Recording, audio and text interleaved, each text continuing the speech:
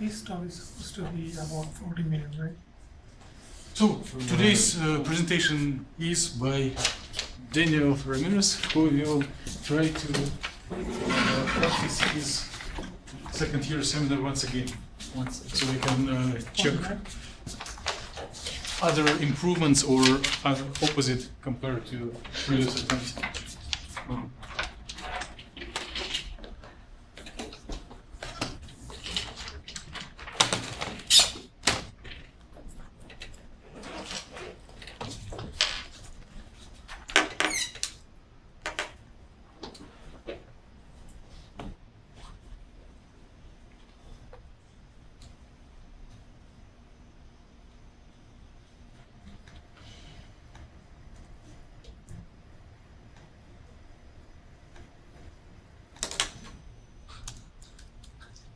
If you wave hand, it will be a trace. Oh no. Dang, I missed it. So, Go ahead, go ahead.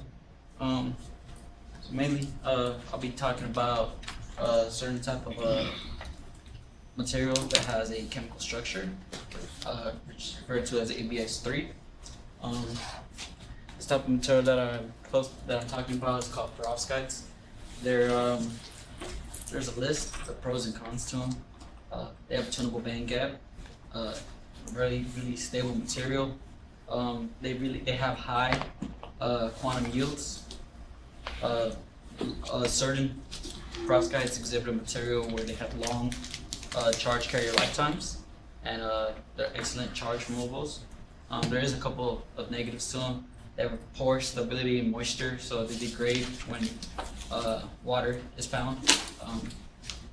They don't do so well when the temperature's hot, and they have a structure that varies depending on the temperature that they're in. But most of the time, we're gonna be talking about it in room temperature, where the structure is the one shown right there, which is just a tetragonal shape. So the chemicals ABX3, A is usually referring to an organic cation such as methylammonium or formandium, and there's also cases where they use an inorganic cation such as cesium. So B is usually a divalent metal such as lead 2 or tin 2. X is just a halide, just your average halide.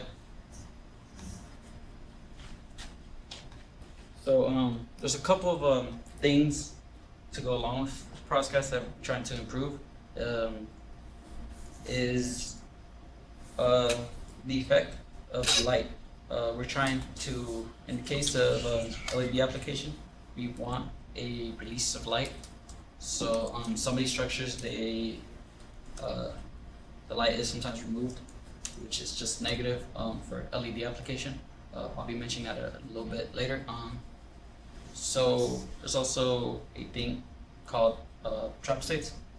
We want to try to minimize those as much as possible.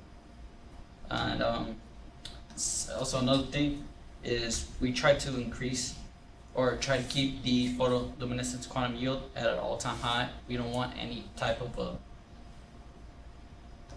quenching or removal of it. And reducing non-radiated recombination is also another key aspect to this, because during the process of non-radiated recombination, some energy is lost due to cooling and thermalization. So lost energy is a negative aspect in charge transfer mechanisms. So reason why perovskites might be a suitable contender to this is we want to try to increase technology that relates to solar energy, because it's an all-time low. It's really can be seen as a material that can probably benefit and increase the percentage of this. So normally there's types of energies that we're taking into account right now. It's tidal energy, geothermal energy, hydro energy, or just water, biomass energy, wind energy, and well, the end game goal is trying to harvest the sun. seeing as how the sun is a great potential that seemingly we're not really taking advantage of it. As you see, we're only using 1%. Or less than 1% of our energy is coming from solar products. Well, the long-term goal, according to the study found in 2015, the world energy consumption is at 18.5 terawatts. Most of these energies combined can already support that, but more long down the road, we will probably be running down into an energy crisis. Well, right now we're being sustained with more renewable energy, but renewable energy is hopefully going to be the end game goal. So there is a potential market for this. According to the rest of the world, there is investments in this. More and more people are investing into this. It is and probably will be a valuable source of energy one day. Currently, right now, totally, it's been increasing each and every year since the introduction, or well, since most people have been trying to provide it. So hopefully it will get up to a point where 2018 we're only providing gigawatts. We're not even providing terawatts. Yes. Just wondering, is it interruption or should we continue our talk? Should we ask later? Can you ask question in the middle or? I guess, yeah, the rules don't permit anyone to interrupt. Oh, okay. Even Now when in you practice present. talk, there's someone wondering. You have a question? Yeah, I'm just wondering about your titles and what are you talking about so far. I'm not. What is this? Emitting application, light emitting applications, and you're talking about all solar cell and everything. Yeah, I see what you mean now. I'm a little confused right there. Yeah. Yeah, just Well, comment. It's Well, not- that's a great comment. Yeah. You need to have a slide explaining kind of main goals, Okay. because you jump to the some Correct, yeah. specific right away, and your title not really helping to not really tells anything Yes. when you go to the next slide. Okay. Right? Yeah. So can you start with the goals first? Goals. Okay. Yeah. And maybe outline. Return back from your title, and you can, again, you don't need to have additional slide. Then you can just say it to people, right? Mm-hmm. Hoping that everyone will listen to you. Hopefully, listen. So of course it's better if you have a slide. Okay. So, but suppose you don't, but you definitely need to explain people what are the goals of this presentation and kind of, so people know what to expect here. Mm-hmm. So pretty much just start from here and talk Yeah, about it just explode for you it. now. Okay. So the whole point to LEDs are we're trying to maximize radiative recombination, because during this process, radiative recombination, there is a photon that is released as light. So with that light, we can redirect it, and with that, we could probably tune it into whatever color we want. So depending on what type of visible spectral light you want, that'll be a great application for that. What are you going to tune and Uh, how are you going to tune? so ABX 3 molecules are perovskites. What is ABX3 molecules? It's Oh, just this the is chemical structure. perovskite? Yes. Okay, I could So probably you put actually- perovskite instead. you talk about defects in perovskites, Yeah. and your main kind of point here that defects is good for emitting light application or bad. You want to eliminate it, or you want to use this as a tool for controlling the emitting applications. As a tool.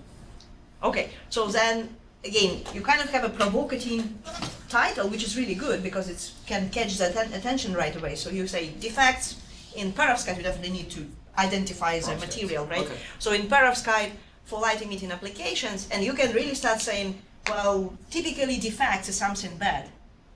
And usually defects means they not emit, they kind of have this trap states, blah blah. But for perovskites, defects doing some good things. Mm-hmm. And you will be really discussing what's really special about perovskite, why defects in perovskite helps to improve the emission. Okay. And then this would be your goal. Maybe, I don't know exactly what are your goals. You still didn't explain to me what your goals Okay. for this one. But You Yes. got it, right? You can really start with a provocative statement, because usually defects not doing good thing for emission. Defects usually leads to quenching of emission. Yeah. But you're trying to say that in contrast to a typical approach to defects in bulk materials or even in other nanostructures such as quantum dots, for example, right? Here for perovskite, defects actually make a good thing for increasing emission and can be used as a tool to tune these emission properties, which of course is promising. And why and how this works, this is what I will tell you during this presentation. Okay. Yeah.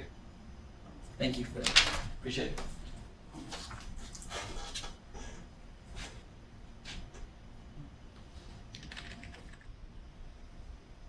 So,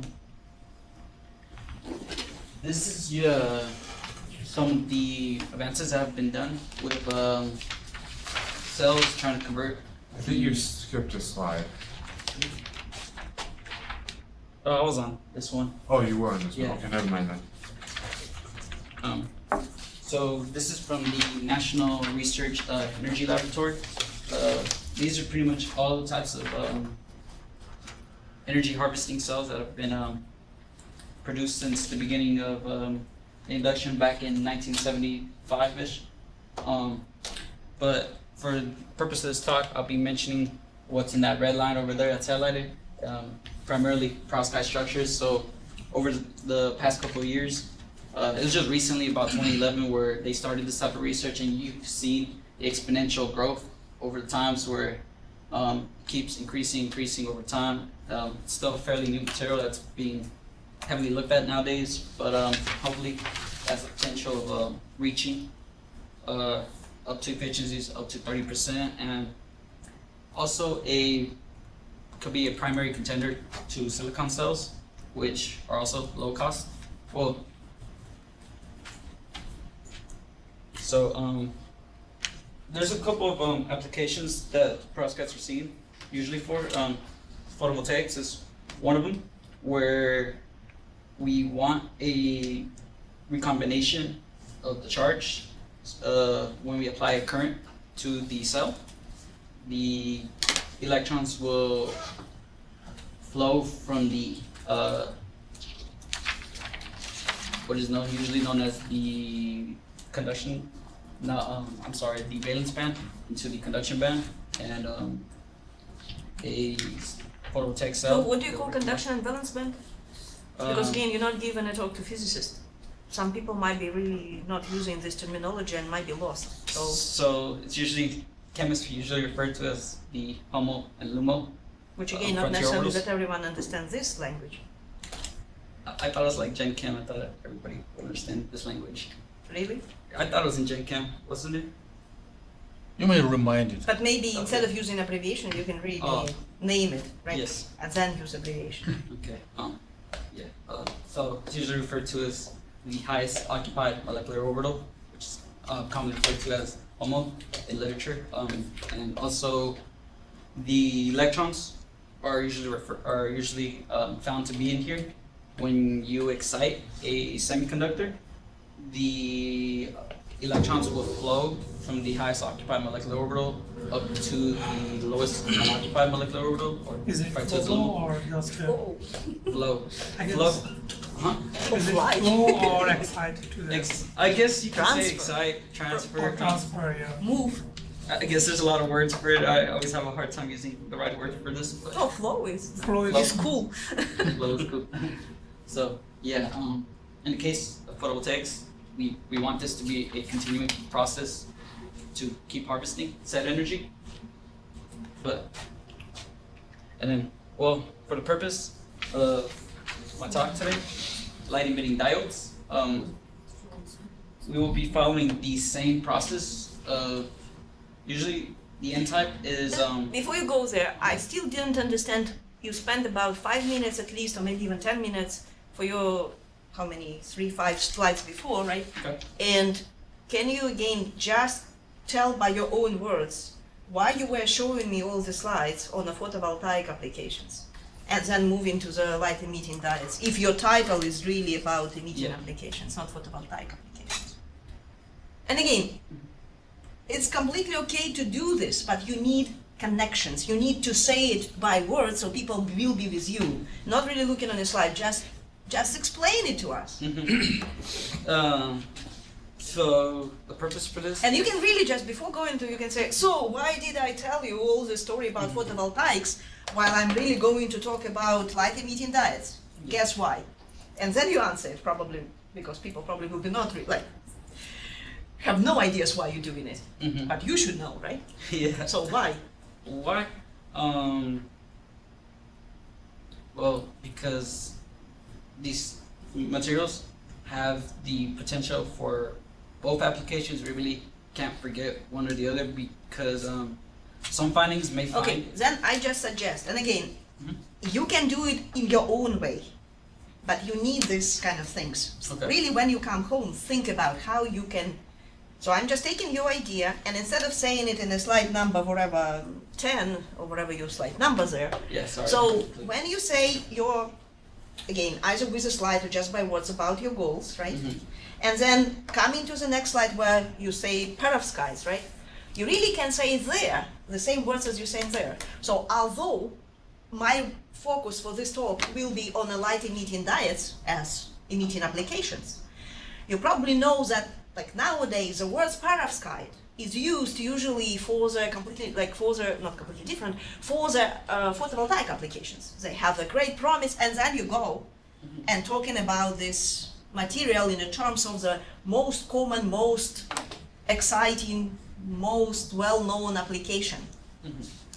And then when you go to that slide, then you can again make a pause and say, well, so you still can say, this is good for photovoltaics, but why are you interested in perovskites for the light emitting diodes? Well, first of all, the processes which you show are really just reverse comparing to the photovoltaics. Yeah. And this is actually the purpose of these two slides, right? Uh-huh. And this gives, if you really do it by your own words, right, and really talking with people sitting in front of you, I think they really remember it and they will really like this approach. And no one will be, they might be kind of confused why you start talking about photovoltaics, but because you already put your intrigue there. They really appreciate it, and maybe they really remember your talk much better than anyone who would really be very, how to say, academic and very official in a way of just, because I'm talking about light emitting diodes, I will talk only about light emitting diodes. Yeah. Right? Uh-huh. So nothing wrong with this approach, but you need to connect everything. And again, you can make it, you don't need slides for this. You can just, don't forget to talk with your auditorium and really put these connections. Okay. So, and I would suggest, really, don't go with your slide number 2 or 3 for perovskite, but really kind of say, you can make even jokes, you can post questions to auditorium. Okay. Make sense? Yeah. So suppose you already connected. Suppose already connected. Yeah. So, in the purpose of LEDs. Oh, can I interrupt? It looks like you didn't make a connection. Just a suggestion. Again, you may find some better ways. It's just an option. Yeah. So first you tell perovskites are popular, they have some features, people cite them like crazy. And then if you build, fabricate a diode out of perovskite, then you can ask audience, do you remember what is diode? Then it can work in 2 ways.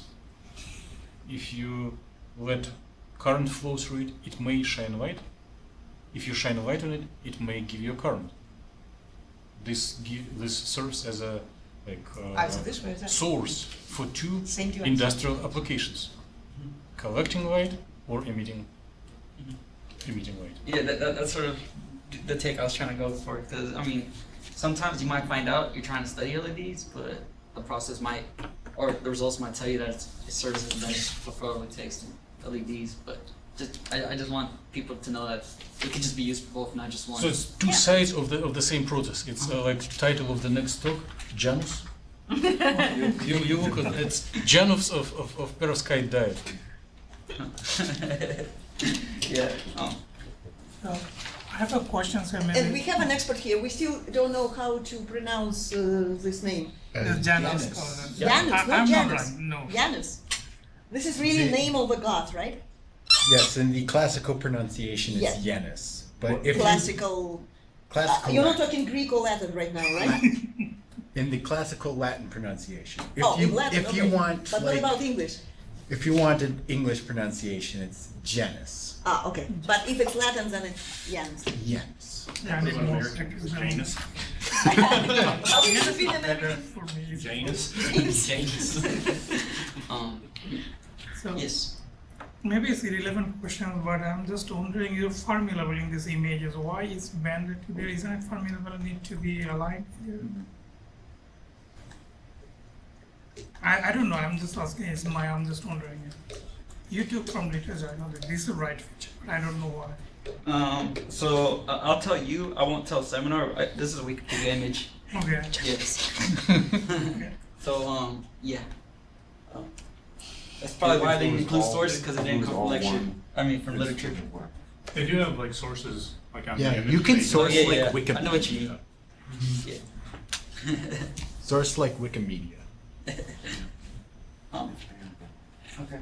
So, for the most part, the beginning of the mechanism is almost similar to the photovoltaics, where we excite where the material gets excited and the electrons flow from the valence band up to the conduction band. But the difference in between the both and an LED is when it relaxes. If you remember from earlier where I told you, the conduction band is the LUMO, so the lowest unoccupied molecular orbital. The electrons don't really hang out there. They like to relax back down to where they originally started in the highest occupied molecular orbital. So in this process of it relaxing down, there is an energy that's given off. Usually this little term light is, we usually refer to as a photon, but it's the same thing as a light. It's given off, whereas in photovoltaic cells, we want to harvest it, and LEDs, we want that emission of light. So if you're more of a physicist, this is sort of the that current diagram, and this right here is just the emission of light.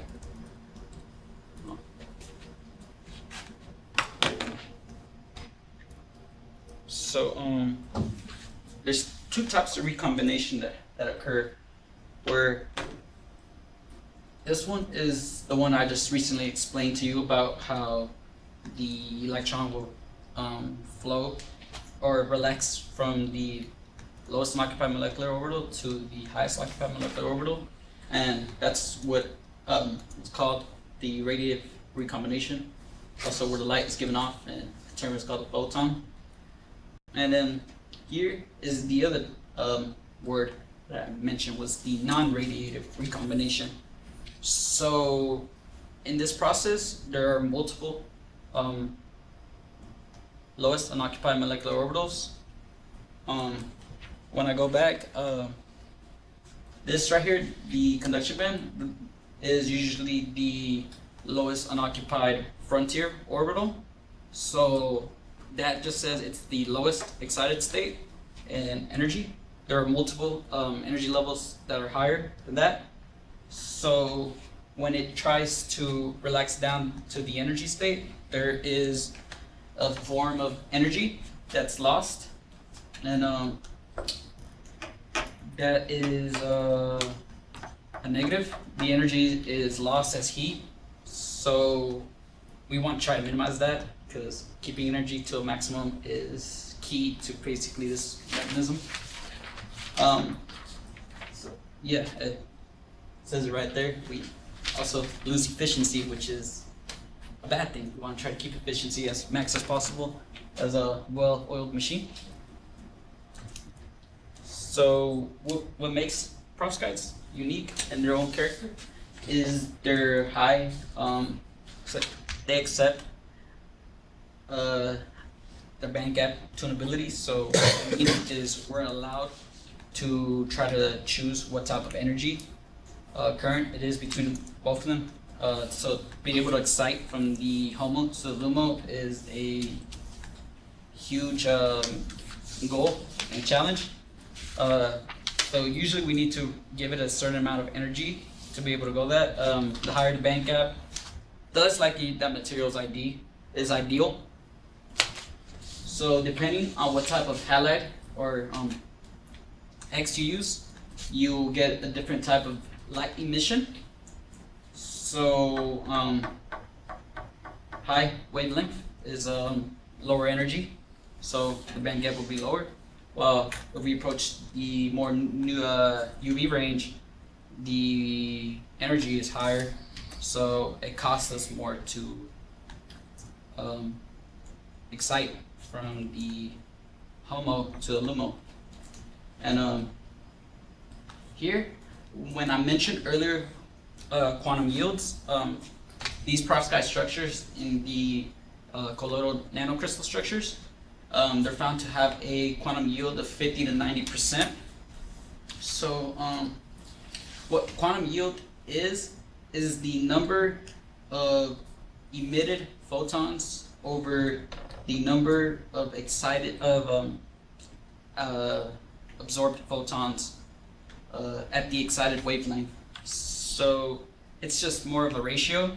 The higher, the better, obviously. We want to try to get as much emission as we get absorption.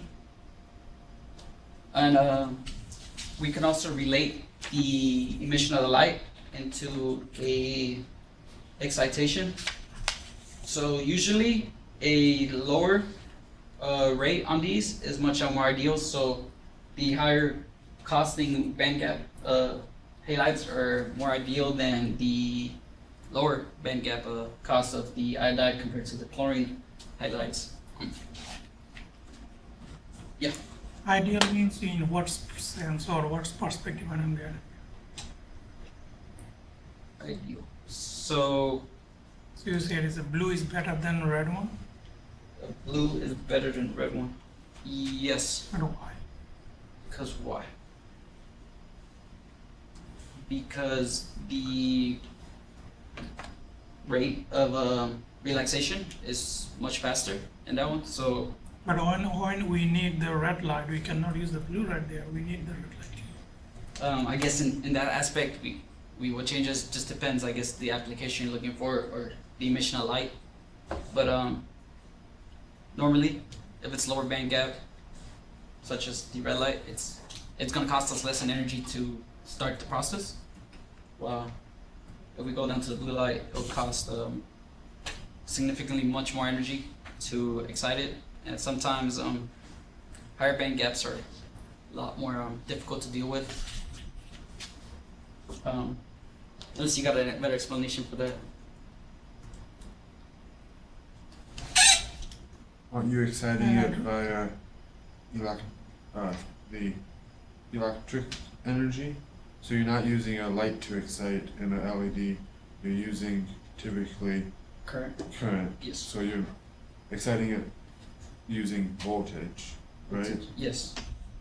Which means that low energy and medium energy could cost the same amount because you have your anode and cathode that are at a specific voltage and then they go down, Okay.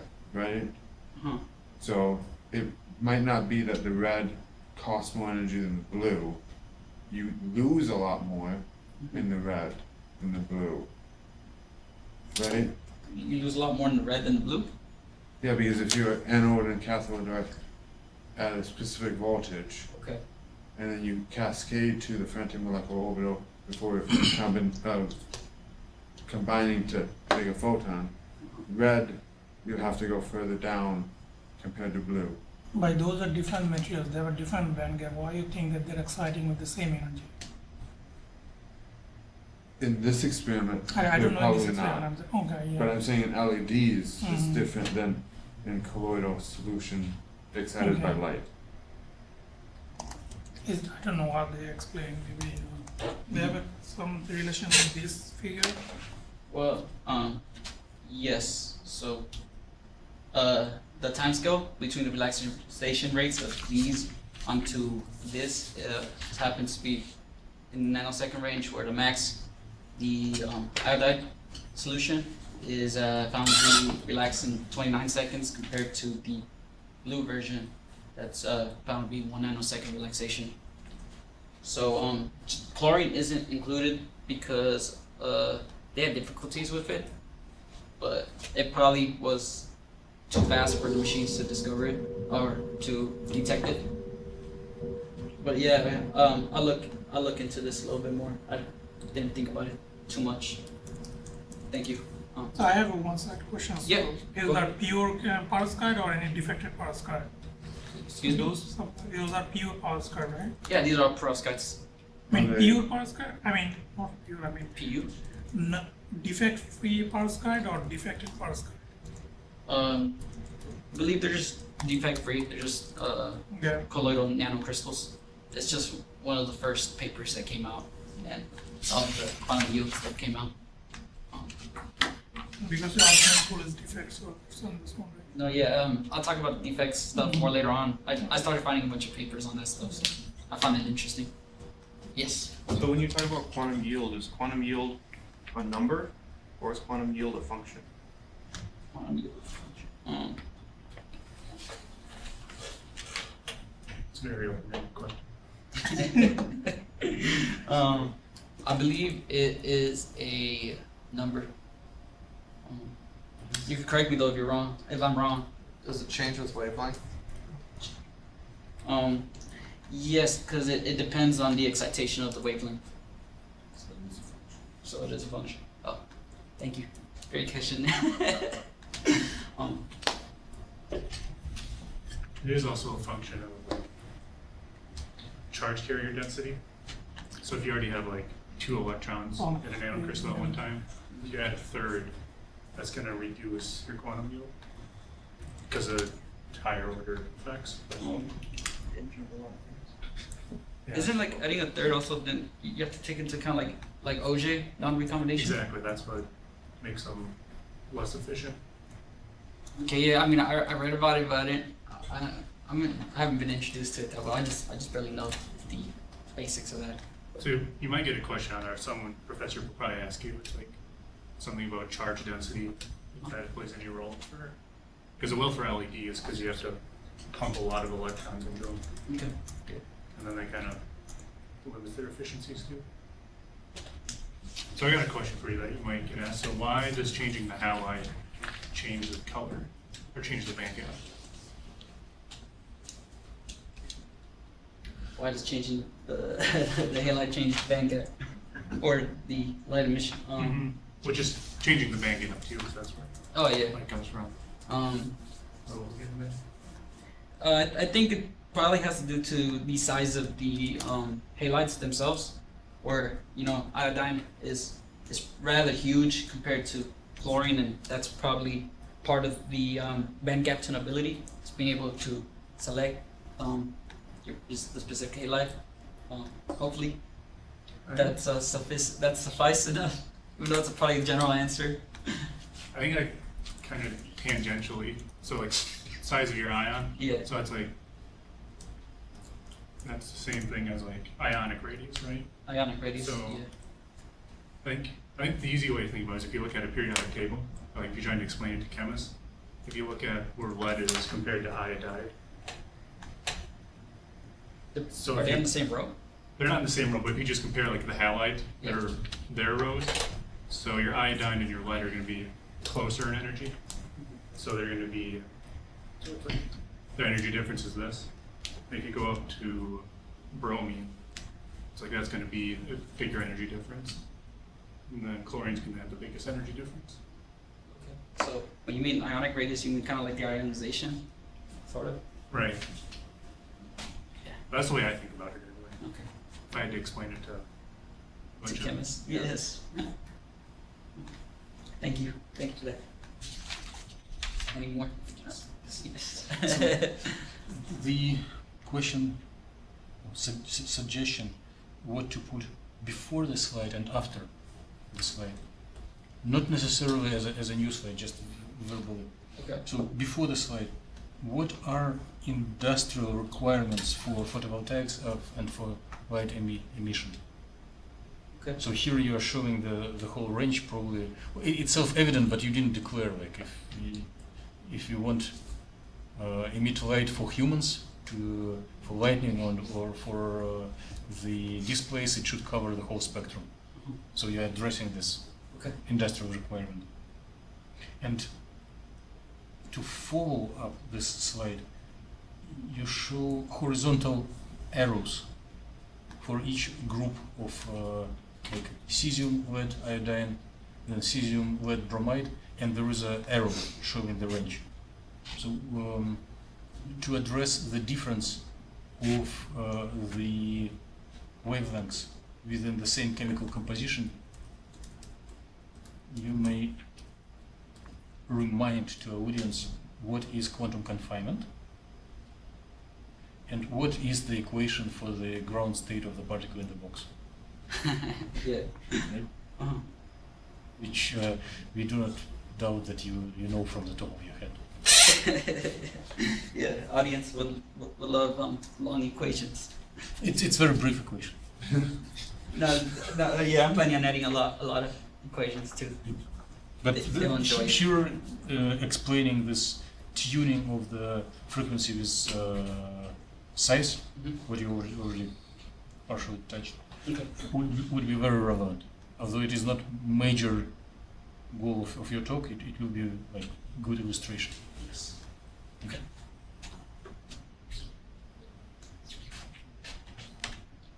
So here's a DFT study that was done in Italy. So for most of you, if you've never heard of DFT, it just stands for density functional theory. Density functional theory. The whole point to this is to try to solve the particle in a box equation using trying to solve time dependent Schrodinger equation for a many electron system. Well, that's a huge case. We use fast for that case. Well, and mine personally, but so they used a method that's called PBE. It is an upgrade, a step up from the most basic method that most people usually know as Hartree-Fock. But besides the point of that, so there was a DFT study done on the thermodynamics field of stability. So the methylammonium lead iodide was found out to be stable. So they took the potential of lead, the chemical potential of lead, and the chemical potential of iodide, and this linear line is stating the stability between both of them. So it is found to be a very stable calculation. And here in the other side, they calculated the band gaps using a number of different methods. So HSC is just it's a much higher level of method or theory than PBE, because how a lot of these methods work is they use a different varying, different percentages of Hartree-Fock. So the reason for that is if you try to use as lowest percentage as of Hartree-Fock, the computational cost is vastly increased for more accurate results, but at the same time much longer results to get back in time.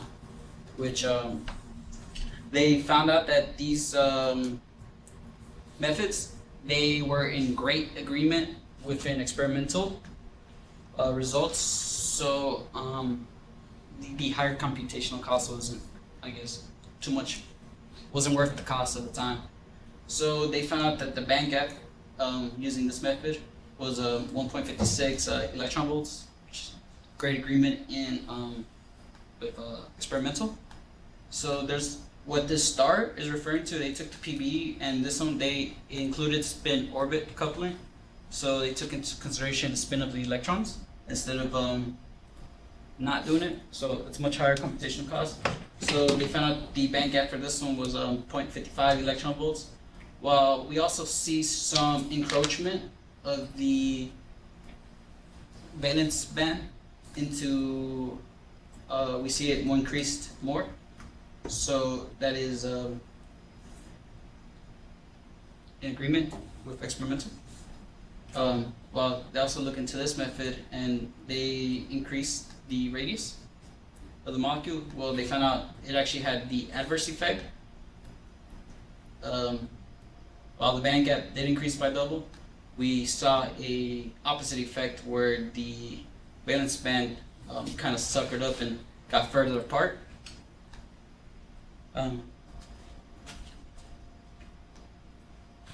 Yes. Oh, okay. I'm just wondering one thing, it's not a specific question. Okay. So, what do you learn from this slide and how is related with previous slide and next slide? I'm trying to go based. I included this one based to the fact that a lot of people don't really see DFT as a viable option. They think that well, that or not a lot of people are exposed to computational chemistry. So I just want to let the public know that there's a lot of results that show great with experimental results. So just because it's not done on the Where's the experiment? where's the experimental? So in the paper they just stated it, and I could probably look into those references. Well, I guess make it easy. Then what do you learn from this slide? Just give us one sentence. Computational chemistry helps aid experimentalists. Or That's a very general word. It's true. No, that should be the title of your slide. To illustrate the idea that computational chemistry helps experimentalists, you just need a cartoon, a computer, a person, a lab code, and then arrow between and word help. So you do not need any results. okay. And don't we already know that it's stable because they see stable quantum dots in experiment? Okay. Yeah, I guess so. I guess I should probably not include this slide then. Thank you. Really isn't anything, is it? Thank you. There are other questions. Oh yeah, go ahead. I encourage all questions. Well, I'm just sort of confused on the panel A. I don't really understand what's happening. So as I go from like the top right corner, and if I make a line strictly 45 degrees Okay. to the bottom left, what's happening? Just the proportion of methyl ammonium and lead is changing, or Well, so that's just the chemical potential of lead. That's I guess the horizontal axis is for, and then the vertical axis is the chemical potential of iodide. So usually in this shape right here, you really can't see it, but in the center of this little tetragonal thing is where the lead is in. It's in a organic cage, and the one that's holding the cage are the iodides surrounding it. So it is found that they're happy to be with each other, and that's just the way it is. I could probably look into this a little bit more, but yeah. so what's happening in the light blue and the dark blue regions? I'm just confused by the indication. No, yeah. So the blue notation is the methylammonium iodide. While the light blue is just the lead iodide, or yeah. And I guess it's just a combination of both of them. Where this line in the middle is just the overall structure, the methylammonium lead iodide, the 3. This one has a 2. Is it showing where each compound is stable, and if it's not in the stable conformation, it will convert to the most stable conformation? Like a Portrait diagram? Well, it's probably just trying to say like it's in Like equilibrium. cross diagrams, something like that. Yeah. Phase diagram. Huh? Just like a general phase. Yeah, so like, if the chemical composition is not correct, it won't be a perovskite. or it'll be, you get a light iodide, or you just get chemical reactions. So you either get lead iodide formation or methyl ammonium iodide.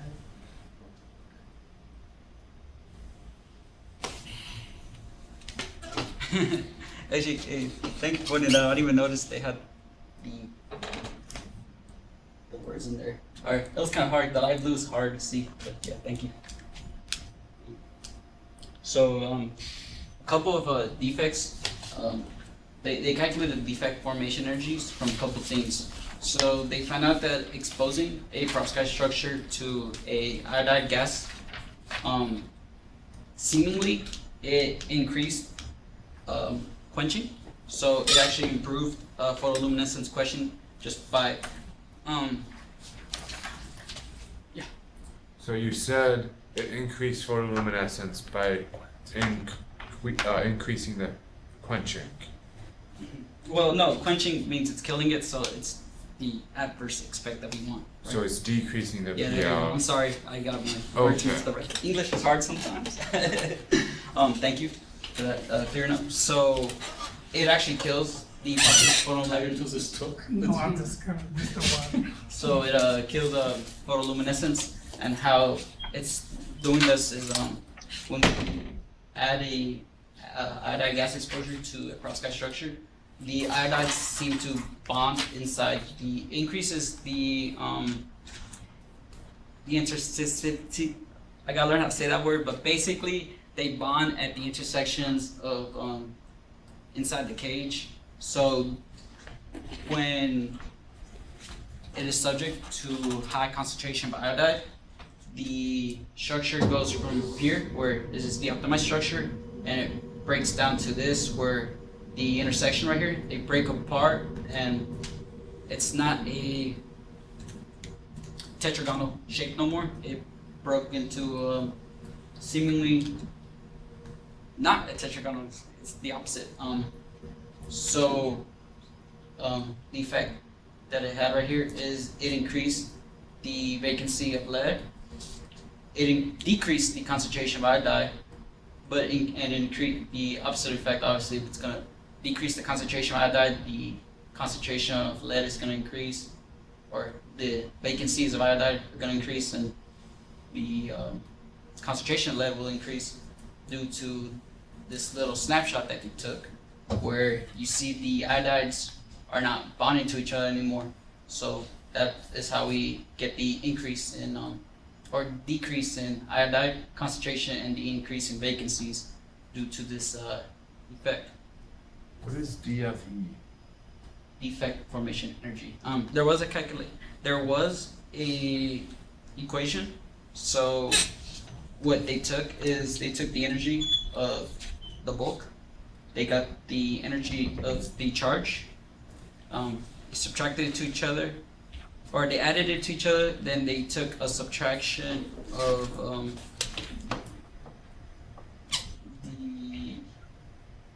I forgot the rest of it, but it was like a four-parter. But yeah, there was an equation to what they solved for this. I would suggest prepare as a slide if you don't remember all the details. And Okay. again, you don't need to show it right away, but if there is a question, you can, Mm-hmm. with the citation exactly where these formulas are taken from, whatever, I guess this paper or Yeah. whatever. Okay. So then, if someone asks, at least you just can clearly Okay. explain how it Yes. was calculated. Yeah. Because it's really not a very trivial question, by the way, and what exactly they define by the surface energy and so on. Mm-hmm. Yes, Ben. So, just a question and a comment. I'll do my comment first. The little figures are a bit too hard to see, Okay. Too little. and so blowing those up at least like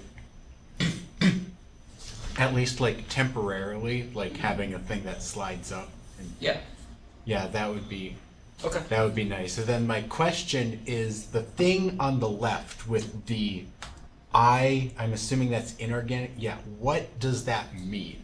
The I. It's just Yeah. Plus 0, plus minus, this is what you... Yes. I don't know what you mean. Like that whole like left thing with the arrows. Oh, this What stuff. does that mean? What does that mean? I guess this is your charges, right? Yeah. Where? How are The they charges? different? So, apparently,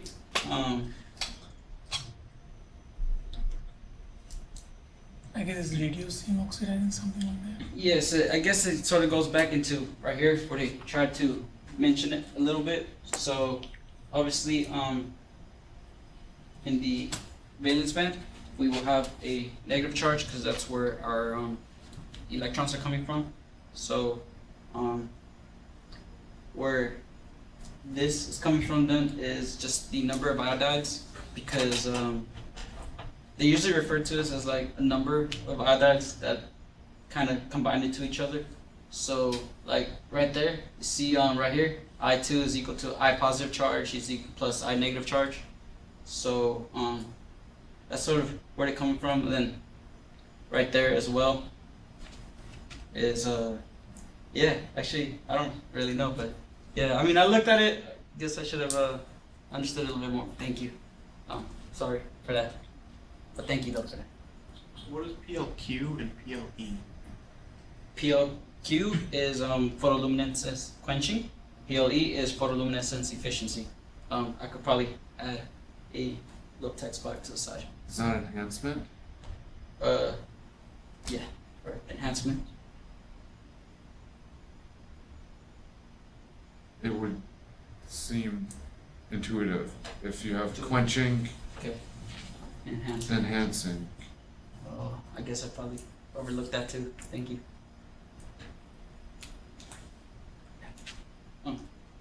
So although I didn't follow you, I didn't heard your whole slide. I'm just wondering, so it's changing only bulk, but surface is not changing. So is that the things you are talking about? So Seems like daily for bulk is huge difference, but daily for surface is the same, almost well, same. I guess it might be referring to the optimized structure. That's why it's probably delta E is just a change of energy. So Oh. it might just be in reference to the optimized structure. So I probably have to look into that too. But that's just my assumption. That's probably the only reason why you'd add delta E to. You're comparing it to the optimized. Right here, they're just assuming adding a concentration value that will do that. But any more questions on the quenching? I can move on to the enhancing. So photoluminescence is enhanced. They found out that adding a low pressure of oxygen actually enhances the photoluminescence due to the effect where the oxygen would combine with the iodide and then form iodate, which in process makes the valence band lower in energy. So due to this fact, the enhancement, for the bulk surface is increased a little bit, and for on the surface as well. So this is due to the fact that if we see right here, when adding the oxygens, they bind with the leads and the iodides. Same thing with the to the divalent metal, and it's probably due to this more rigid structure, the fact that the photoluminescence is enhanced a little bit better. So I have a question about panel F. You're saying that the iodate formation decreases the state. How does decreasing a state increase or change the quantum efficiency of the system? And how would making it more rigid also improve the PL? Probably due to the physical properties of the more rigid structure. Normally we don't really see oxygen on a perovskite, but right here we see a successful binding to the metal and the iodide. But as you can tell from there, the iodine forms iodate. So it's probably due to, like you said, decreasing the energy of the valence band does not increase photoluminescence.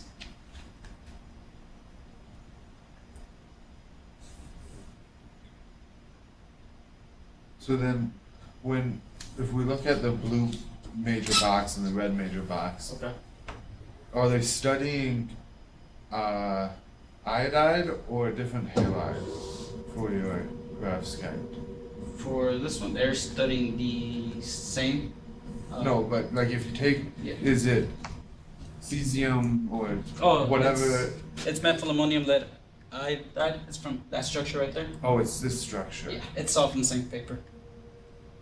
So I- then I why probably are some of them red and some yellow? Some yellow. So Red is oxygen. Oh, sorry, magenta. magenta. Oh, so I see what you mean. I guess to try to highlight It's a the one. iodide, I guess. I plus and I minus. Okay, there are two. so they're not adding. Are they adding the IO3 as a complex, or is the I coming from the perovskite? The iodine is coming from the perovskite. They're just saying whenever the structure is exposed to oxygen, this is the reaction they'll see. And iodide is the most stable form. Always forget all the other names, like they got IO2, IO3. Yeah.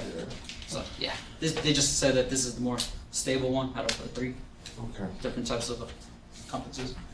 So in figure C, what is the x-axis? Is it Fermi energy or what is that? E? I think it's the energy Fermi level. So what is the graph is saying that actually? So when there's a V, that's trying to say the vacancy of lead Mm-hmm. is increased. Where if it's the I, lower or subscript I, Oh, it's okay. the concentration. Is it number of vacancy or number of vacancy of this one or? Or just the energy, because I mean the y-axis and the x-axis are stated energies. So So then how Yeah, do they change the Fermi energy. how do they compute different Fermi energies? that's a good question. Guess I gotta look into that a little bit more. I think it changes as a concentration of the I2 Vacancy? gas they put in. So the more I2 they put in.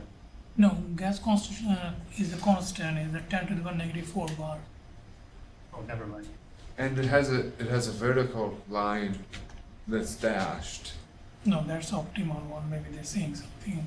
Yes, 0.63 EV. energies for the defect are dependent on the Fermi energy. Is it something like they're changing the number of vacancy and then calculate the Fermi energy or something like that?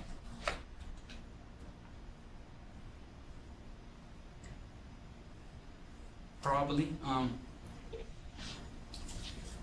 Or could it be with the chemical potential? So when they vary the chemical potential, does that also vary the Fermi energy? And the one that's shown, is that the ideal Fermi energy? Idea. Would that make sense? I don't know the idea. So Fermi like energy. here, Yeah. they have like point B. Mhm. So maybe that is the dashed line. Okay. And then as they go towards point A or towards point C, they see the other stuff. I don't know, I have no idea.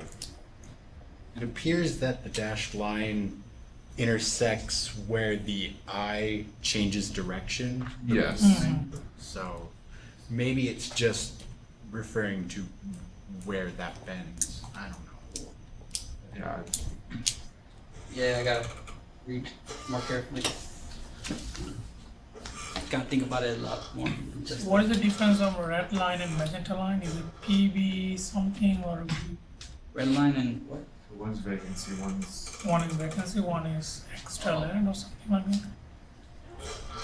I guess the concentration. It's So the red line is a Well- defected one, magenta, Mhm. is it? Yes, the red one is defected line. Yeah.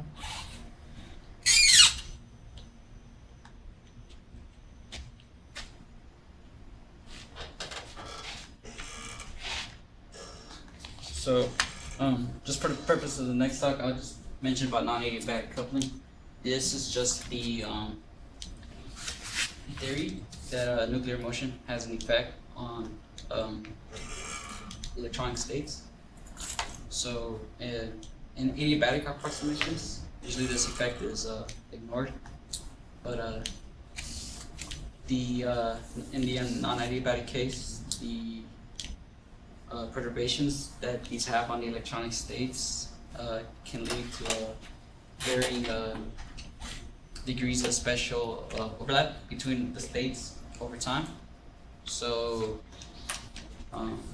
this is also stating that the probability of an electron or hole going from one state to another can vary in time.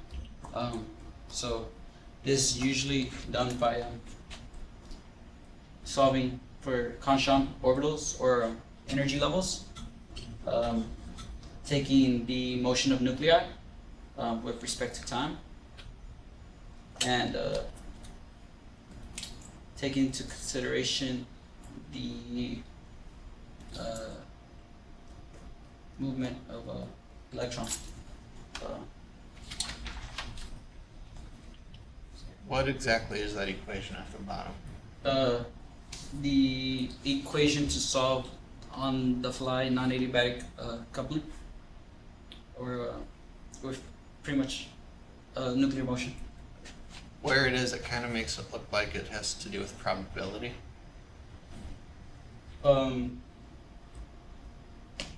Probably due to the constant orbitals that are solved with respect to time. Okay. So what happens if you remove the ddt? What is it now?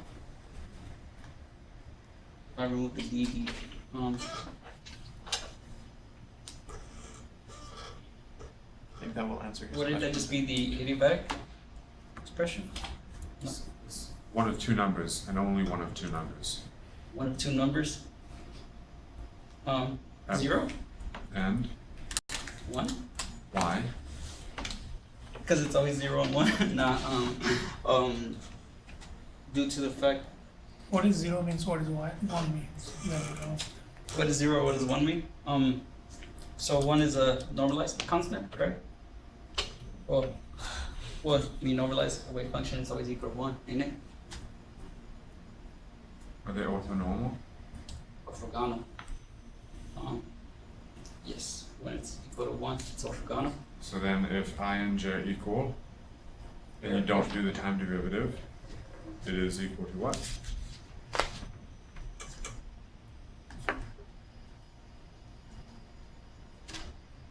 Just 1. And then all other states are, if I and j are not equal, it's 0. But with the time derivative, you have non-zero probability of going from state I to j. So it's a 0 chance. Okay. Thank you for that.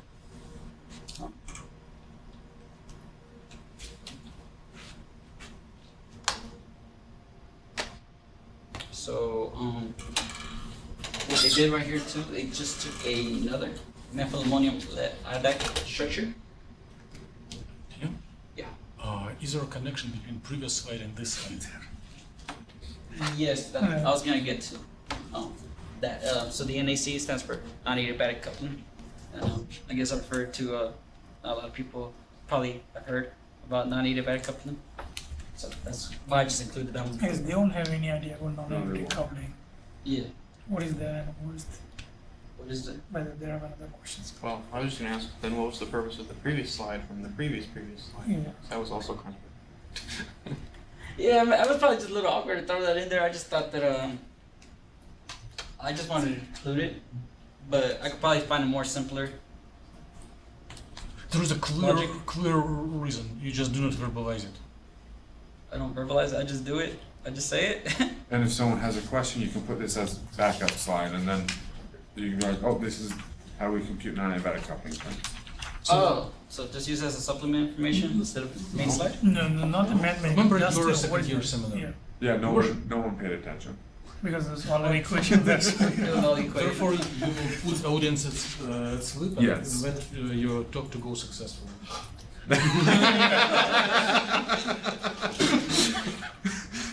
So, Daniel, let me try to answer question myself. Connection between previous slide that attracted so much attention, then equation, and then this one. Yeah. So you are trying.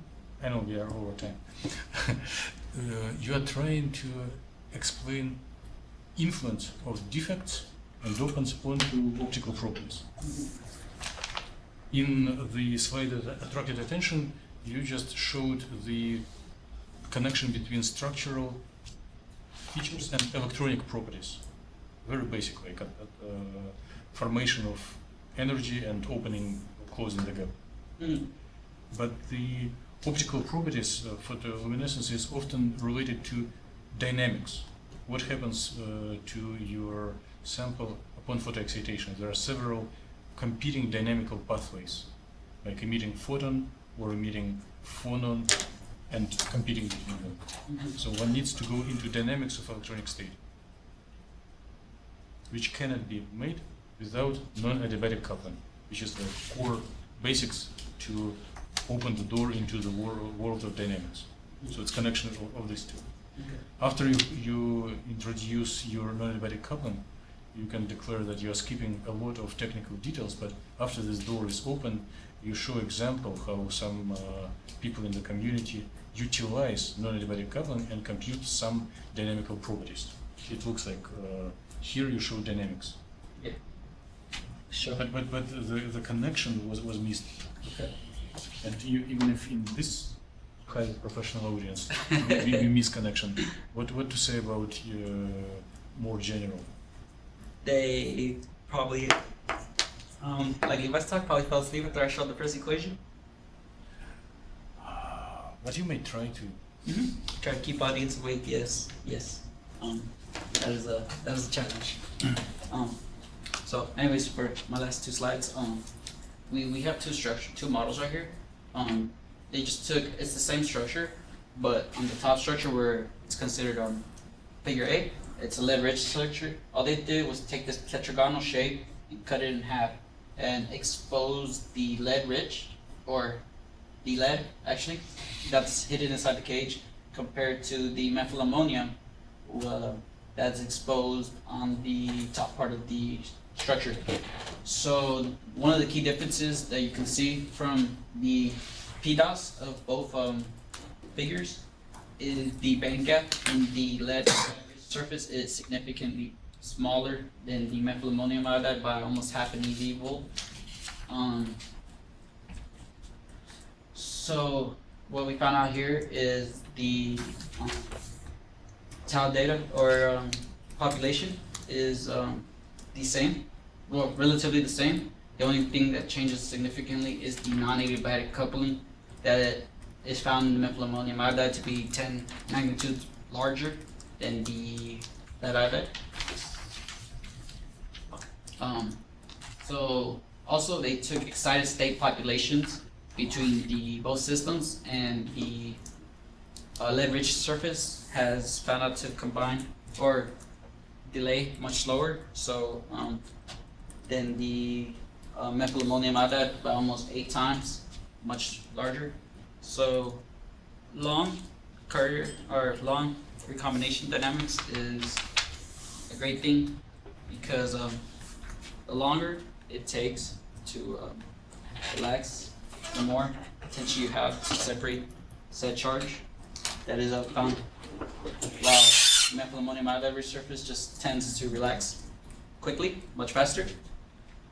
So the reason to the high non-adiabatic coupling is they said usually was found out within this range of 2200 to 2500 to find the largest range of well, the highest disconfiguration of the where they found out the methyl ammonium iodide where it was sitting in its natural position was rotating over time. So when you see those little structures, those little circles just means where it was relatively to where the non-adiabatic was at an all-time low, and it jump starts up to the higher part where we reach more of a relaxation at the 2500 range, where it's starting to go almost back to where it wanted, but it's just a rotation within the sublattice of the tetragonal shape. So that is found out to be the reason of it. Something that's not as clear too, when we look at the bonds that are made to the lead, you find out that you can see them almost go more flat. So that's sort of how you as the audience can indicate that the lattice is changing, or the cage. Is there any questions on this? Because this is the last slide.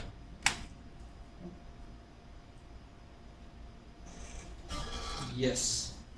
So, what does this have to do with light emitting diodes?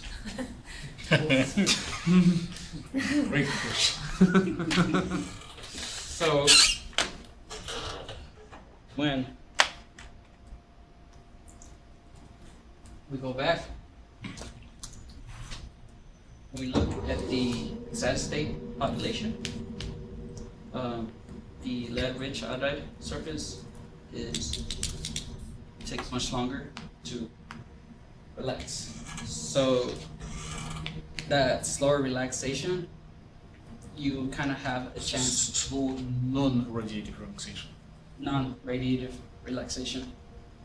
So when it comes to a slower non-radiative relaxation, there is more energy that is lost throughout the process of it relaxing. So it's less energy when it comes up to Are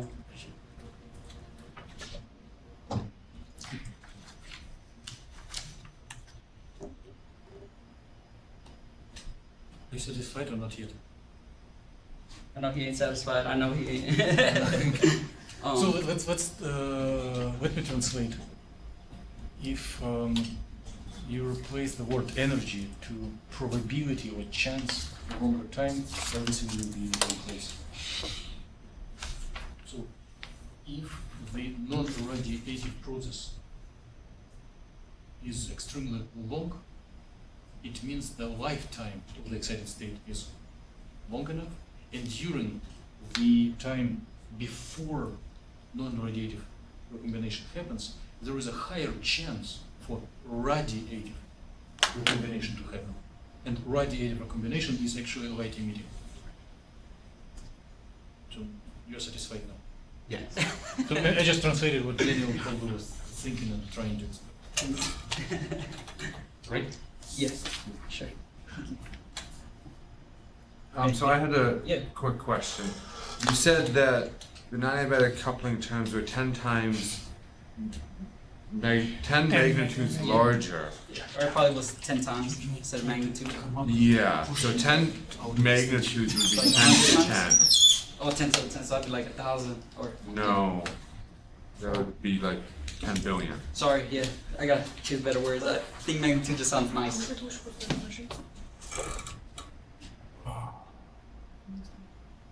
You suggest to, how long does your talk takes? Less than half an hour from my side. Well, I'm leaving at 5 because we have another event. Okay. For half an hour? Yeah. Okay, let's thank Daniel. And Daniel, please collect feedback to your presentation. So, next talk is Literature Club presentation by Jared on the Janus particles. Okay, I'm going to talk on also on the similar topics here, solar cell applications. So this is a one paper. They synthesize Janus type nanocluster, heterocluster, and they calculate the multi-excitant generation, all other things. So So what is the importance of the multi-excitant generation? That's one of the reasons that I put it on the name, just exceeding the Shapley Quasar limit. If you don't know about this limit, this is a theoretical calculation of possible maximum yield from the photovoltaic cell by using the sunlight spectrum. The maximum limit is theoretical calculation is about 33%. So we want to exceed that limit.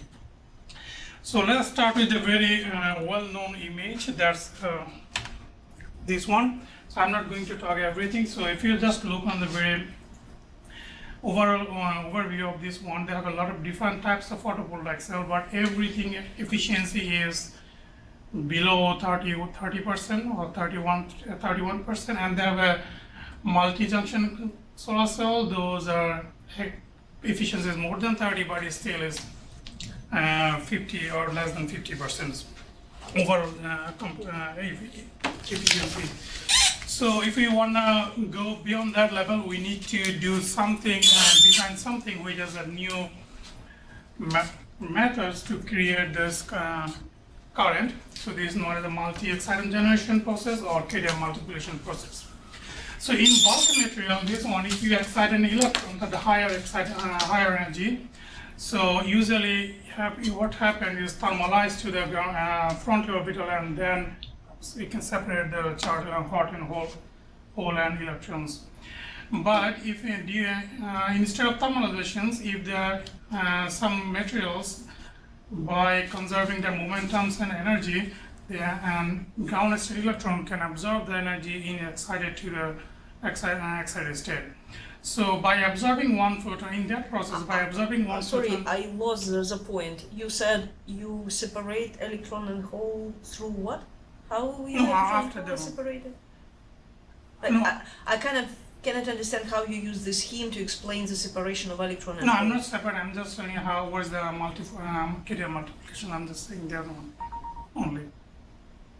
Okay, I mean, let's restate this one. So in those type of material, just absorbing one photon electron excited to the higher energy is create a hot electrons.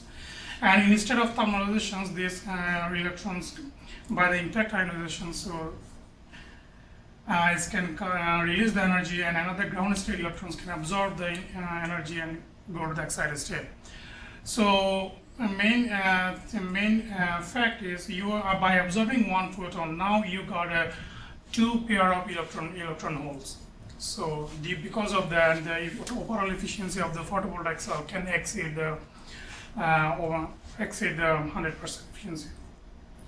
So this is a bulk material scenario in nanomaterials. We have due to the quantum confinement, so we can momentum conservation is not that important in that case. So it's showing that image excited to the high energy is come here, and then another electron is absorb the energy and go into the excited state. So this is the overall definition of kind of this process, multi-excitant generation process. So if you look on the literature, so there are. I have a question on that first slide.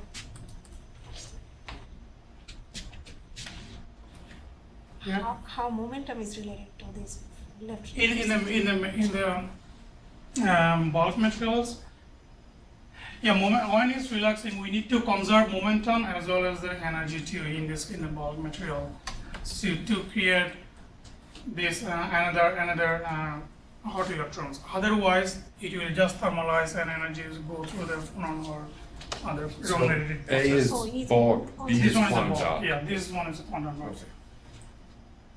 What was that? So is momentum conserved here or? Momentum conservation, if this figure, if you look at this total momentum change is here, and this is the electron momentum change. So if this energy want to absorb by these electrons, it need to be this much momentum. So you mean change of momentum should be same? Should be same for electron and hole. So that's momentum conservation.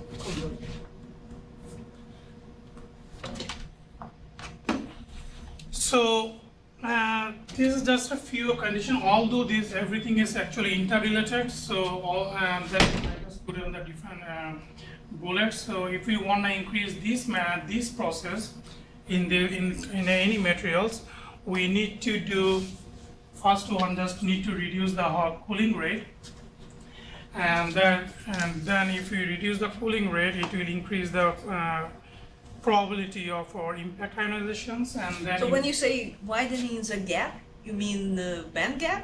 Sorry? What kind of gap between electronic okay. states? So this one is to reducing the cooling rate, so we can increase the widen the band gap. We know that in the bulk material, all state are very dense, almost considered as a continuous. So due to that, hot electrons can relax through the by dissipating the energy through the phonon, because they have a very small and different energy, so they have a more probability to couple with the different phonon modes. But in the nanomaterials, So I would probably change the gap to the maybe splitting between electronic levels or something like this, right? Because again, what we usually call the gap, it's in the front area between the actually, edges. I just basically mentioned the electronic states. That's okay. Well, Subgap offset. Subgap. then it should okay. be sub gap. Okay, yeah. So this is not the band gap actually. So I mean the interstate gap. Or interstate. Intrastate Intraband gap. or something like Intraband this. gap, yeah. Sub gaps. This is usually people say sub gaps. Okay, I'm sorry about that. Not exactly. So I had a question. So like on your limo, you have big old wide gap between like I guess the frontier limo and then the second one, and then the third one is. It's a schematic figure. It's not anything major. It's just I'm showing. It's just.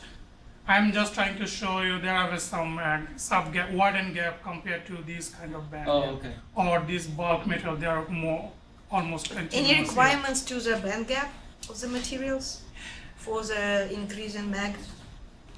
For increasing. Does the gap make any role in this? Yeah, obviously. So you also want to increase it or decrease it or what? It's not about the mag, it's about actually if you are utilizing the whole solar spectrum, because if you want to get the mag, we need to excite at minimum like 2 band gap, theoretically, more than twice as a band gap. So then you will utilize that excess energy to excite another electrons. So if your band gap is small, so you can excite higher energy, so that will increase the probability of creating the more MEG. So minimize the band gap also. So you want to minimize the actual band gap, right? But you want to make your sub gaps in the valence and conduction band, right? Large. Larger. So that's why I told you everything is kind of interrelated, all of these things. And next, another one is impact ionizations. So if we want to have more impact ionizations, then we need to increase the Coulomb interactions.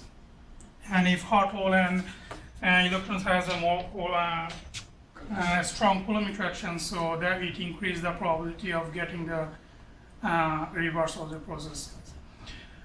So relaxation of momentum conservation, although this is not very much important in case of nanomaterials, so because and also reduce the What does it mean, relaxation of momentum conservation? How you can relax the conservation law? No, I mean momentum conservation. You can say it's a law for momentum conservation. And what you're doing is relaxation relaxation. means in this case, in the bulk materials, it's important. We need to match the energy as well as we need to match the momentum change. But in the nanomaterials, only energy is a fact. Momentum, we don't need to match the momentum. So you probably want to say that you want to avoid the momentum conservation. Yeah, it's the relaxation in that selection, not the relaxation. Relaxation means. So again, I would choose a different word here. Okay, I took this momentum word from this paper. Yes. Oh, I don't know. Limit, reduce momentum. How say? Reduce doesn't. Yeah. So you want really to avoid the conservation of momentum means to find systems where you don't need to conserve the momentum, right? Yeah. Okay. So because in bulk material, if you want MEG, you need to match the both properties. So if you can skip one conditions, it increases the probability of happening this process. And again, in the bulk, you can see the carrier multiplication, but you usually need to excite really much high energy, like 5 band gaps or 6 band gaps to make it efficient. Yeah, I show that. To kind of compensate for this relaxation through the phonons. And this is threshold energy, as you said. This is threshold energy means the minimum energy to excite a materials to get the MEG. I have another question. So we know for periodic solids we need momentum, right? But you mean for For nanomaterials, Second like generation which is with- a higher confinement effect, those kind of things. So, suppose for nanowire, we Mhm. need momentum, right? But for quantum dot, probably not. You mean for multiple excision generation, we don't care momentum for any kind of? It's not right, exactly what actually we don't care. Is saying that is a more, flexible compared to the bulk solid in nano, because in the nanowire they have a momentum if you go through the one directions, and the overall momentum change is very small compared to the bulk. So yeah, so that's why it's important maybe, but it's increasing the probability because of your band become less momentum difference with the different K points. So, and this threshold energy. But then back to your question, in a nanowires you have one dimension which has to be periodically extended, right? External, yeah. So you are reducing actually the requirements for the momentum conservation. Now you conserve momentum only in this direction. The other two, you don't need to worry about it, right? So again, you go to nanostructures, doesn't matter, you go from 3D to 2D, 1D, and 0D as quantum dots, right? So you reduce the kind of momentum conservation degrees of freedom, in other words. And going to 0D, you really don't need it's not really taken into account anymore. Yeah. So momentum conservation is a conditions, but now we are looking on the probability of happening or avoiding these conditions in what type of matrix, that kind of things. Yeah. So threshold energy is a minimum excitation energy to get the MEG. Suppose, like as she mentioned, in bulk materials, lead selenide bulk materials, you need to excite minimum 5 times of the band gap to get the MEG process, carrier multiplications. So it's very huge energy in this case. So in the nanomaterials, it's reduced to in the 2.6 to 2.2 energy band gaps.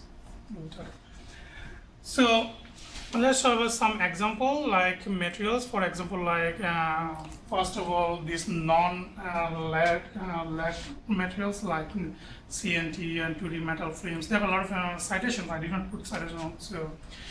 So most famous materials for the for multi-excitant generations are lead chalcogenide materials, usually lead sulfide, lead selenide, and lead thalamides. And those are mostly studied materials for these applications and this process. And as you mentioned, the 1D versus 0D. And again, what's the reason? Why is it the most studied? Oh, the most applicable in this case, right? What's the reason?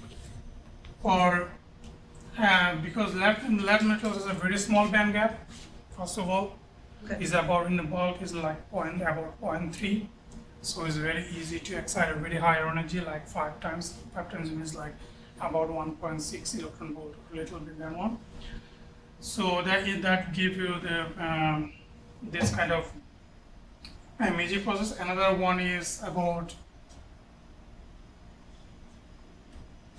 what is a 2D graphene?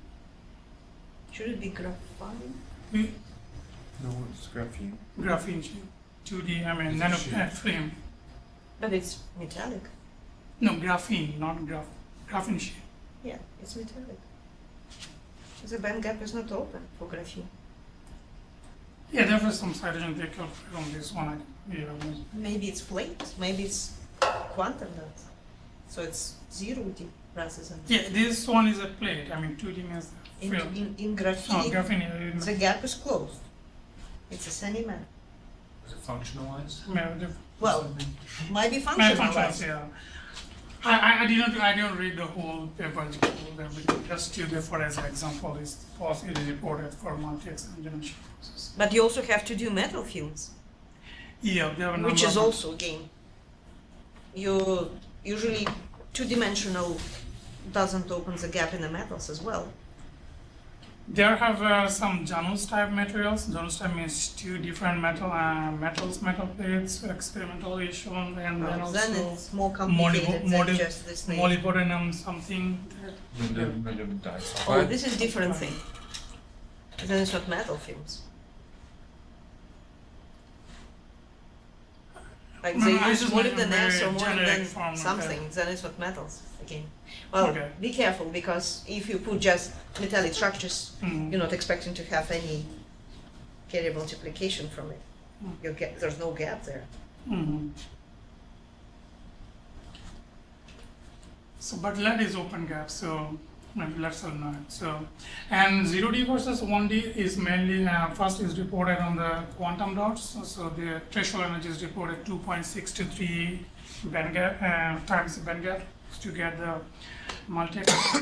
But when it's creating the nanorods, threshold energy was similar, but band gap is lower, so then you can excite at low energy to get the energy more.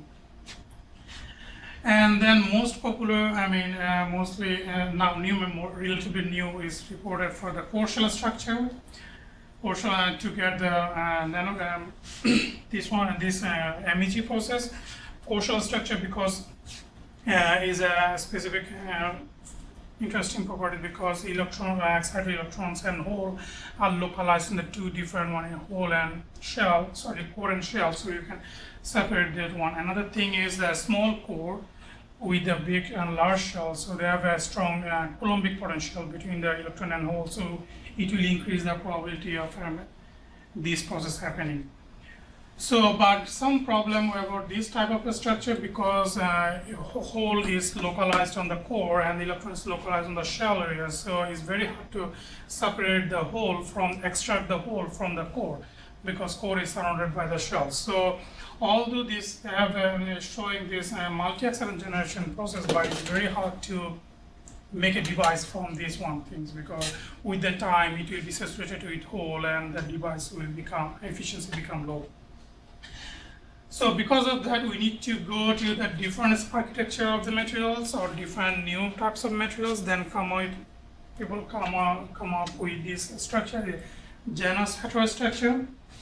So the shape of this structure is like one side is one type of materials and then one is another type of materials. So they started with the like cadmium selenide sulfide materials, and then by cation exchange, they are able to synthesize this architecture. One side is lead sulfide and another one is cadmium sulfide. So this is some experimental result is showing that this is the absorption spectra, and before the starting the cation exchange reactions, they are showing the absorption spectra which is reasonable of pure cadmium sulfide. And after sitting here in the lead solution, and then it started to growing the lead part, and it's giving us a longer tail part, low energy part, and this absorption feature is coming from the. So it's absorption or emission? Absorption This one spectra? absorption spectra. This tail part is coming from the cadmium lead part, and this part is from the selenium. This part some Do they emit, by the way? Are there any data? Do they still emit? They have emission result properties? too. Yeah, they did some photoluminescent spectrum too. So to decompose the absorption spectrum, Because again, if we want to separate the charge, and let's say you excite, so your electron is one side, hole is on the other side, right? They spatially separated, then they have not a good chance to return back and emit light from. Right? So that's why I'm asking, like, are they still emitting? Because two things contradict each other. If you have well separated charge, then the emission should be actually reduced. Yeah, but there is some portion of excited electron waste is give you the photoluminescence. So it's not actually bright emitter, I guess. They use this experiment. So they emit, but not really as good as let's say, cat selenide quantum dot, lead selenide. It's emit in the visible range and IR range, and they do that emission photoluminescence So spectrum. dual emission. Yeah, for this study. So if you decompose the absorption spectra, first this one black line, this is the pure cadmium sulfide quantum dots. So it's giving you this one bright peak, this coming from this range, and this larger is because of travesty. There is another one, and this is the Janus structure of the absorption spectrum. This overall solid line, this is indicating the overall absorption spectrum. And this low energy part, the bright peak, and the green line, they decompose in three different regions. This green line is after the excitation of the two electron volt energy. These two electron volt is lower than cadmium sulfide band gap and higher than lead sulfide. So you can assume that it's electron exciting only these regions. So we are getting the excitation from these specifically lead sulfide portions. So this portion is overlap with overall one. And there's another one, very long tail one. This one is getting absorption in this region, band gap region one. And the red one, No, the band gap should be around 1. Blue. I forget that one actually, which one is which one. I need to look on the figure one that I can do. So blue line, yeah, if you look at it, blue line is this line is giving us some trap state in interfacial state. So electron excited from interfacial state, so excited to the interfacial state, and it's also denoted as a trap state. So this giving us this one here. And this low, very low, very high energy one, the very low intensity, this giving the excitation from this region, the cadmium sulfide region. So this is giving you the insight between the band structure of this quantum dot system, and from this one they extrapolate this symmetric band diagram here. So in the next part, they calculate the MEG efficiency, yield. So I'm going to So by the way, you need to go with your citations, right? Yeah, I didn't put the because this one is which this one is the same paper here in the previous paper so here. This paper. Yeah. This second this paper here. This. That's why I didn't put the citation here. Same paper? This one is the same paper. Okay. Not this image. This image is taken from another paper, but these all. But you're talking about the 60th nano 2018. Yeah. So in here, they plotted this with some result from literature as well as their calculations. So they considered, like, they took information from literature, 3 different kind of a structure, nanodot, quantum dot, and core shell one. It's all experimental data. All experimental data. Calculations. Solid are their calculations, and the empty circle, those are taken from literature. Calculations? So, not calculations, literature data. Measurements, sorry, yeah. And they synthesize the 3 different quantum Janus structure. One is 50-50, 50% lead sulfide, cadmium sulfide, and 60-50, 60 is lead sulfide and 40% cadmium sulfide. Another one is another 90% lead sulfide. But 90% lead sulfide is very close to the lead sulfide quantum dots, so they didn't able to calculate everything. So, and they're all blue lines are for mainly the 50-51. So initially, up to excited energy, this is the ratio between the photon energy by the times divided by the band gap of the materials. So it started the efficiency more than 1 after when this energy going to below about like more than 2, and then there's some plateau up to 2 to 3, and then excited very huge increase in after the 3 times band gap.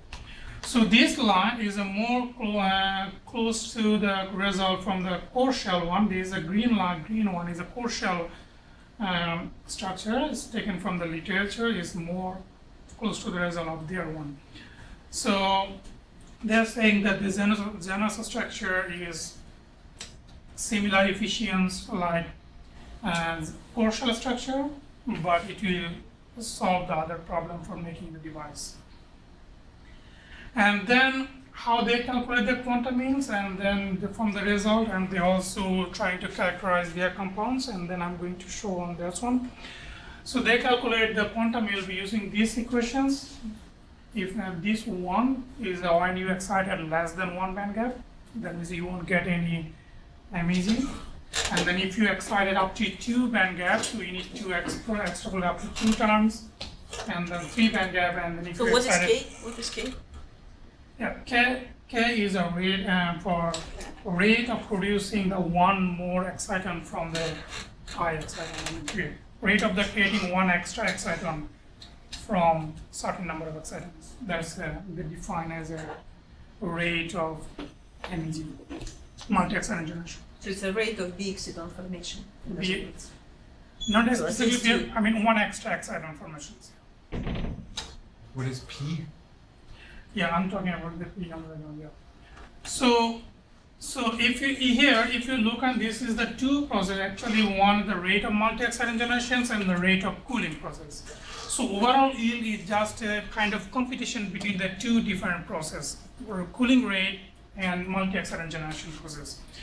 So this, and then they have another paper that derive this relation from the cooling rate and multi-exciton generations rate with the excitation energy by applying the Fermi-Golden rules, and then these ratio, the competition between these two can be characterized by another constant, so like this a P here. So from the P, you can characterize how efficient is your metal it is. So if you plot these equations from this here, and there's this line is plotted for very different compounds. This line P equal to 0.03 is compared to the bulk material. So that means you are getting started the MEG after exciting like 5 to 6 band gap times energy. So you need, if you want to get the multi-exciton, you need to excite very high energy one. And this one, that's selenium quantum dots. So you are getting the multi-exciton after exciting like 2.6 times band gap one. And so if you increase the P very, very large, close to the 10,000, so you will get this step line. This step line may indicating that is a 100% efficiency of getting the multi-exciton generations. So that means if you excited 2 times band gap, you will get 102 times multi-exciton generation. So naturally it's not possible here. And this line, this color is like, I should say, dark purple color. This is their line. This previous line you show the previous color. So by fitting with this line, they get the they consider that it's not possible, as I said, it's not possible to get 100% efficiency. That means if you want to get 100% MEG from the exciting 2 band gap, so you need to excite from the 1 band gap higher to the frontal orbital of the hole, or 1 band gap below the frontal orbital, below the hole, HOMO. Then you will get you can extract the excess energy to get the another one, but it's not possible to get the exact symmetry in that case. So that's why they assume that the 20% of the photon excited in electrons, which is have enough excess energy to create another exciton, and 70% is exciting, but it's not meet the other conditions to create the excitons. And then putting this information in these equations, okay, this all the definition is how we define this band gap, this excess energy. So you can consider the 3 different scenarios. Suppose like 20% of photons exciting electrons from here to here, and this energy is enough large to create another excitons. So you are getting this energy and efficiency from these 25% photons. And another one, symmetric case, suppose like this one, in this case symmetric, if you excite from here, you are losing this energy because this energy is not enough large to create another exciton. And so now question is what type of state it is and why how much you getting the exciton from this region. So they assume that these bands are some exciting from here, and these bands are close to that in the interfacial state. They have overlapping between So not this band. This is interfacial state. So interfacial state is they have a trap state, and these electrons, so this hot hole is going to the trap state immediately. As a result, this one is slow down the relaxation process. So this is getting the enough time to get the impact ionizations and giving us this one. But if it's exciting from the close to band edge here, they have no trap state coupled with this interfacial state. So this hole is relaxed faster, so it won't create your multi-excellent emissions. So it's giving an example here, 3 different scenarios. Is going the interfacial state and giving you this one, and this is the creating another exciton here. We have a question. Mm-hmm. So you said that if P equals 1,000, then quantum 10,000, yeah. 10,000, then quantum yield is 100. Yeah, there's a theoretical solution. You will get a 100%. Yeah, that means exciton. those terms, except one, the other terms should be 0 then. Other term means The series expansion, this one, top equation, this part. top one. Oh, here. Yeah. So if you are getting the quantum yield equal to 1, if is a P equal to 2 large, oh, there are another. There's a P relation between the K this one, and also you can change the excitation energy. So this is the constant here. If you have a fixed here number here, this is too big. So if you want to make, that means this one is too big. That means this number is going to be large. Am I wrong? No. Oh, sorry. This one is going to be too small. So too small means the time relaxation time is longer. Rate is very small. Relaxation time is longer because if you make it too large. So it's kind of, if you increase 1, so it's make another term is very small.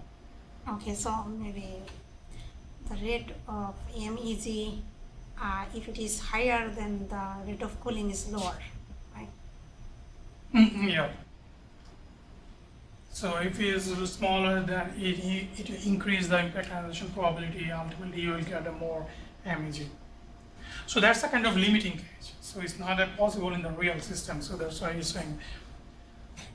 So there, if you look on their line is close to that line. So that's indicating that they are more, very efficient. But all photon is not creating the exciton which give you the MEG. So they assume that 25% of photons, 99% give you the excitons.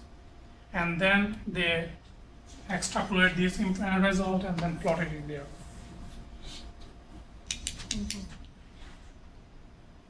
So then to prove their hypothesis, they calculate some, they did some computational calculations.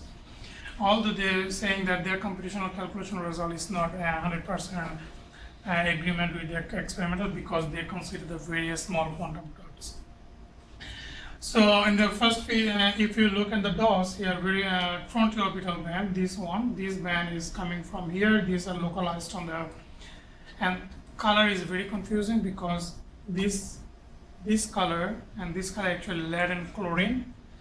Bigger atom is chlorine, smaller one is lead. They put the same color. So it's localized on the other side, but in the very dense band. So this one is here. It's localized on the both sides. They have quantum cadmium and selenium part. Can you, what paper you are citing? I missed it. That's the same paper actually. Which one? Have here. So the number 1 or number 2? Yeah, number 2. So Gali. Yeah, that was Julia Gali too. And I don't see the year. This year's. This year is 2000. Oh, this year, 2005, right? yeah. 2018. No, this one is 2018 or 17. I thought it just got published in September. There were two around the one that you see this. Okay. This one is later one from last year, or this was? Okay. So return back to you. Okay. Next slide. There are also ones. So there's getting the orbital energy. So this one is the delocalized over both part are in the front orbital. So this is coming from the left side, is localized on the left side only. But they assume that it's not showing that very strong as left side localization is because of their small cluster. They assume that if they calculate bigger one, they assume that it should give a very strong localized on here. And this is not their good agreement with their assumptions. They also justify the same thing. This is the smaller cluster. If you get the bigger one, it will move inside the venue, but not too much. Their energy offset is very small. The unoccupied orbital of lead and cadmium part. And the C is showing the front orbital from the cadmium, and this one is for lead front orbital from the lead side one. So that's localized on the other part. And then in the next part, they're trying to prove their hypothesis by looking on the relaxation dynamics for fluids for photoluminescence relaxations. In the first one, this is the quantum cadmium sulfide nanocluster, quantum dots, and this one lead sulfide quantum dots. The relaxation time here is like 120 nanoseconds, and this one is 2.2 microseconds. And when they give the visible range relaxation photoluminescence relaxation time for Janus structure, this one is they excited from the 2.8 and 2.1 band gap. This is above the cadmium and below the cadmium band gap. They found this relaxation time is much slower compared to the cadmium one. So that's why they're saying that wherever you range you're exciting, is not relaxing from the cadmium's side. But it matched with pretty close with the silver lead sulfide, but this is on 2.2 microsecond, this is on 1.7 microseconds, and this on IR emissions part. So they're saying from this part, they're saying that it's because of relaxing the lead part and lead sulfide part, and also this one is relaxing from the trapped state side, but this one relaxing from the frontier orbital of the quantum on the lead sulfide Janus part. So that's why it's infrared range, but this one in the visible range because the higher range is relaxing from the trapped state. So they do those in solution? Yes, maybe, I guess. But although I didn't read their actually experimental methodology completely. I don't know, it's just like if they have like such a... Wait, are those both at microseconds? Lifetimes? Both means like, this one cadmium sulfide is nanosecond range. But that's not the same, like, they're just showing that the quantum dot relaxes much faster. Much faster, yeah. I mean, those are microsecond range. I mean, Janus structure relaxation rate is microsecond range. Right, but I guess it's like if you just your cat selenite part has a shorter lifetime than lead sulfide, like you'd think that like if you had some sort of charge on the cat sulfide, like you could do some sort of energy transfer with the other one. So this bottom part, these two are taken from the Janus structure. They are comparing with the pure cadmium sulfide quantum dots and lead sulfide quantum dots. Right, but if you have like in your Janus structures, it's like you have 1/2 that's lead sulfide and 1 cat sulfide. If you have a bunch of those floating around together, it's like if they get close enough, they could possibly exchange. Yeah, so that's why they are trying to prove. Or if you excited at higher energy, even if excited the cadmium selenites, that hole is trapped by the interfacial state and eventually is going to the lead sulfide part. So that's why that's making it slow. If it's relaxing from the cadmium part, that's supposed to be fast, same as lead sulfide quantum dots. So that's the same thing they're trying to prove, is that is transferring through the interface, trapped in the interfacial state initially, and then is going and relaxing here. So it's saying it's not a relaxing from the quantum cadmium selenide part. And another thing is there's, but they conclude that hole is trapped on that in the state. But if you remember the band diagram here, so electron is coming going to the lead part, but electron was trapped here. So ultimately, it's helped to separate the electron and hole. But in photoluminescence process, but I'm not sure how they explain these things here because of this one. So, and this band is, another focus is the offset for LUMO of lead part and cadmium part is very small compared to the unbalanced band. So all this mechanism happening on the balanced band one. I mean, is related to the hole. So hole is helping to do this MEG multi-accelerator process rather than electrons. So although the band is like type 2 structure, but it's helped to separate the hole and electrons because of the special properties of this trapping here. So otherwise, in typical scenario, if you excited in the high energy, electron will come here and hole will go there. So it's very hard to separate electron and hole from the type 2 materials. But despite of type 2, it's separate the electron and holes.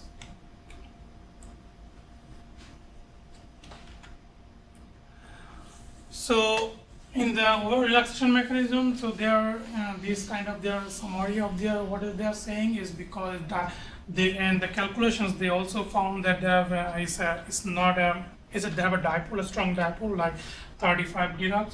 So they are saying that this strong dipole helps to increase the Coulomb interactions in the materials, and also the density of multi-exciton generations easy increases with the increase in the Boolean electron field.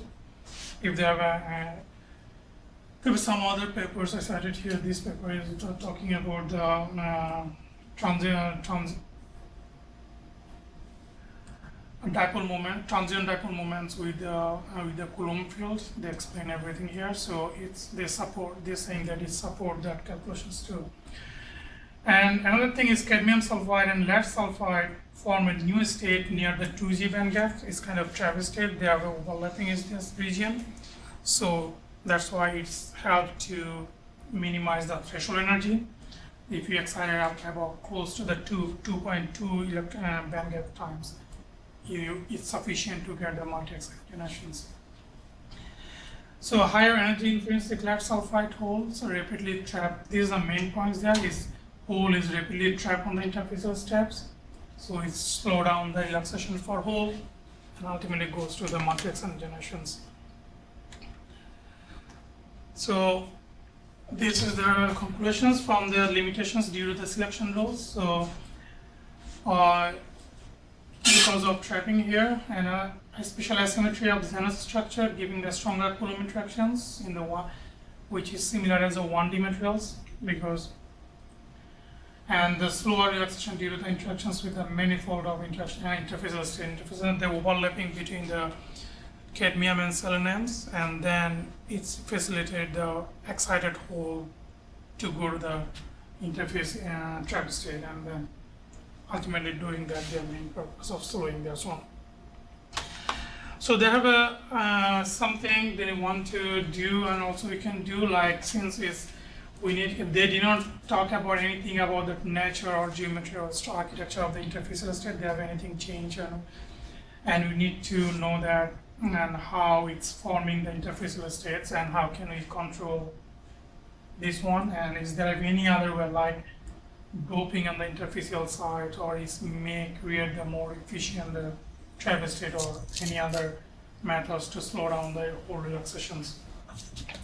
Another thing is changing the energy offset to make it more energy efficiency, because we need to look on the area of the interfacial stage as well as the size is 50-50. How it changes if it's band gap, we can decrease, we can utilize more sunlight. So that's all about this one. And thank you much everyone, and if you have any questions.